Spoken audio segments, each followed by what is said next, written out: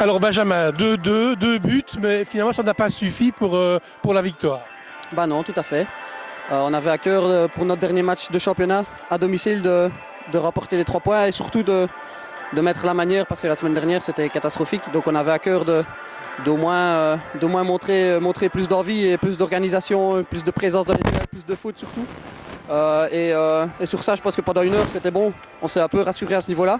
Maintenant, défensivement, ça n'a pas été bon. Donc voilà ce qu'il va falloir travailler pour aborder le tour final en toute sérénité. Mais c'est dommage parce qu'on aurait voulu rapporter les 3 points. Alors c'est vrai que défensivement, encore 2 buts, ça en fait presque 45 ou 43. Gagner les millions. Ça fait 43 je crois depuis le début de la saison, c'est quand même trop, beaucoup trop. Bah, c'est beaucoup trop. Il suffit de comparer avec Ciné qui est champion et de voir la différence à ce niveau-là. Je pense qu'offensivement, on a chaque fois mis 1, 2, voire 3 buts.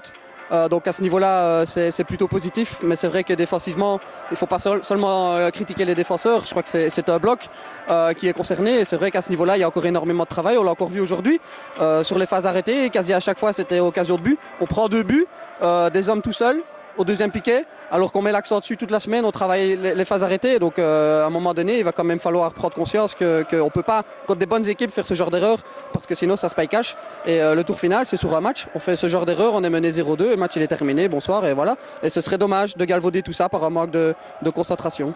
Alors justement, le tour final, vous l'abordez dans quel état d'esprit? Bon, de toute façon, on est libéré. L'objectif, c'était le tour final. On a d'abord dit avant de débuter le championnat que c'était le top 6. Puis au fur et à mesure, on a gravi les échelons. Et puis ça a été le top 3. On a été 3e toute la saison. On a espéré à un moment donné pouvoir même aller chercher Walla et Ciné. Et puis finalement, le petit bras de réussite n'a pas été avec nous.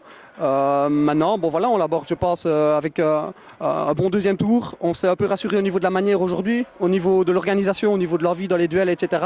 Donc je crois que ça va être important de reproduire ce genre de prestations. Mais sinon, je crois qu'on l'aborde en toute confiance. Et puis de toute façon, le tour final, ça va être que des bonnes équipes et ça va se jouer sur des détails. Donc il va falloir être très concentré. C'est une loterie quoi. C'est un peu une loterie. C'est rare qu'une équipe domine outrageusement une autre. C'est certainement, pour l'avoir joué plusieurs fois, c'est certainement sur des détails, des phases arrêtées par exemple, où là-dessus il va vraiment falloir mettre l'accent. Parce que je vous dis, les équipes en général se valent et c'est sur des détails, sur des coups de dé que le match se joue. Alors Hans-Peter Lipka, quel effet ça vous fait de vous retrouver comme ça dans ce stade que vous avez connu quelques années après? Quel effet ça vous a fait, l'accueil des supporters? Ah, c'était très gentil et il y a des souvenirs dans ce stade. Je crois que j'ai marqué une fois un but ici. On a gagné avec Liège. Ça n'a pas changé et l'enthousiasme des supporters n'a pas changé non plus.